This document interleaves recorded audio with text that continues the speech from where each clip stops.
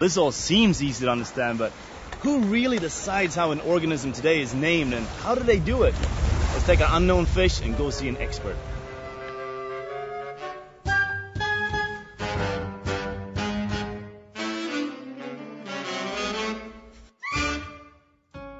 So to help us answer some of these questions, we're at the Bishop Museum with Dr. Richard Pyle. Well, my name is Richard Pyle.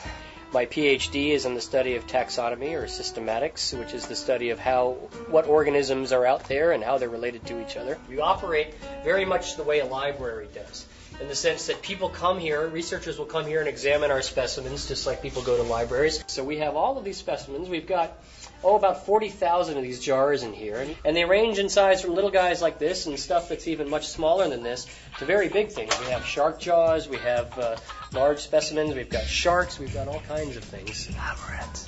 After we've collected specimens and examined them, we search our literature, we search our books, we try to find out whether or not it's a known species. And quite often in the realm where we're working, if we don't recognize it, it's probably a new species, which means nobody's ever seen before.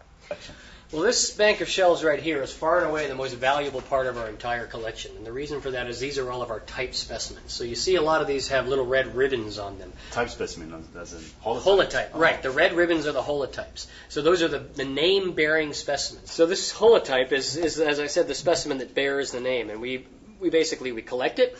We examine it very carefully, count up all of its spines, all of its scales, certain measurements, we get proportions, we describe its color, we take photographs, we take x-rays, we do all these things to sort of get a sense for what this species is. And write it up in a scientific paper, and then we publish it. And once it's published, that's when the new name becomes available for people to use.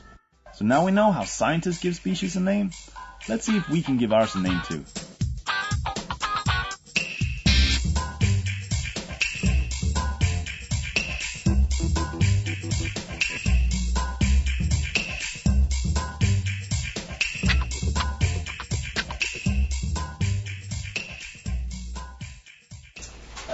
Garden eel right there. There's 2 of them in that jar.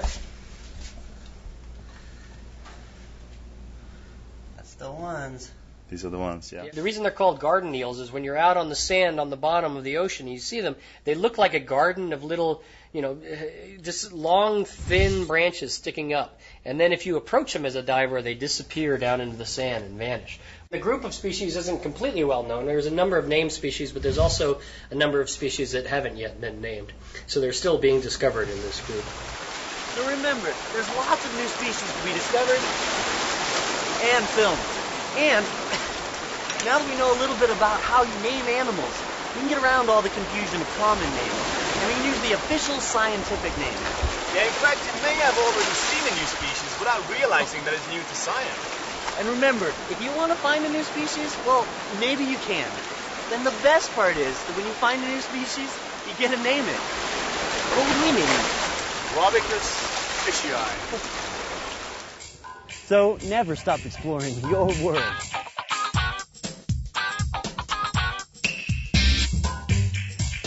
I don't know, what is the name?